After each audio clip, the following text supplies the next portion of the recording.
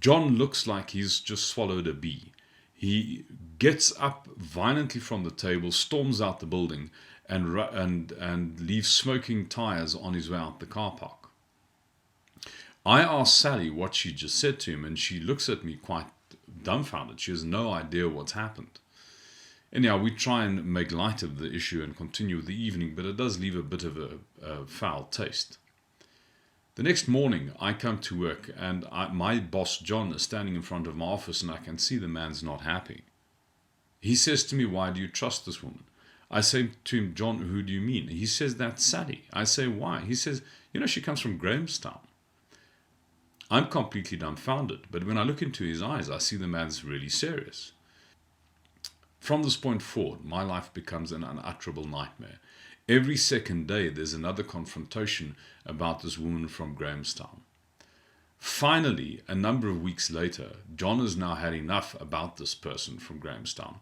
He comes to me and he gives me a direct instruction. He says, "Look, I can't trust her. Fire her. She comes from Grahamstown." If we assume that the most important need in my own life was my own job security, in other words, this is a need that I had for things, this is a need that fits in this consumer quadrant over here, then clearly I would fire Sally. Now the question is this acceptable? And clearly it isn't. If one considered the position of the rest of my team, if they saw me do this, would they ever trust me again after this? And clearly they wouldn't. In fact, if you ask groups how they feel about this, we said, well, who's actually lost the most in this drama, myself or Sally? Remarkably, most of them say, I, as the boss, have lost more than Sally has. Because although she's lost her job, at least she's kept her integrity.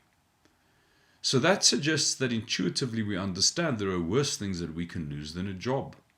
And that what's required of me in that situation is not to act consistently with my need for job security.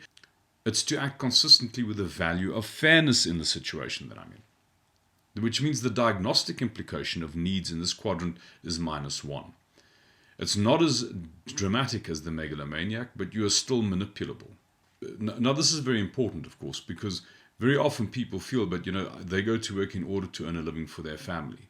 In other words, their concern is their security, but it's actually a giving thing because it's about giving something to their families. And actually that just isn't true. If the most important thing for me was to earn a living for my family, and John told me fire Sally, I would still fire Sally. That doesn't make firing Sally acceptable.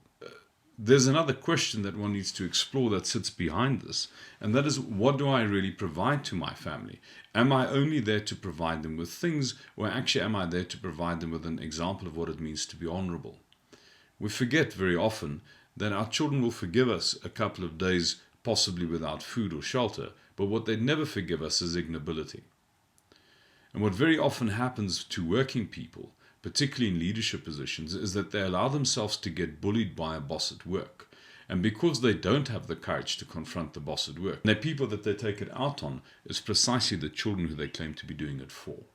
Now, by examining this issue of your intent from this point of view, we are not suggesting that you shouldn't have needs.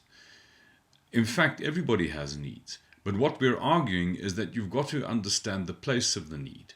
So in a sense, every moment that you're in is a little bit like a wagon. And there's a seat at the front of the wagon for the driver, and there's a seat at the back of the wagon for the passenger. If you take your needs and you put them in the driver's seat, and you take your values and put them in the passenger seat, it means that every situation that you're going to face, you're not going to ask yourself what's the right thing to do here. You're going to ask yourself what's the expedient thing to do. You'll act accordingly, and over a period of time, you'll destroy yourself. So what you should do is you should take your values and put them in the driver's seat, and make your needs the passenger, so that when you confront a situation, you don't confront it on the basis of what's expedient, you confront it on the basis of what's right. In other words, this suggests that there's a perfectly legitimate place in the wagon for your needs, but it's on the passenger seat, it's not on the driver's seat.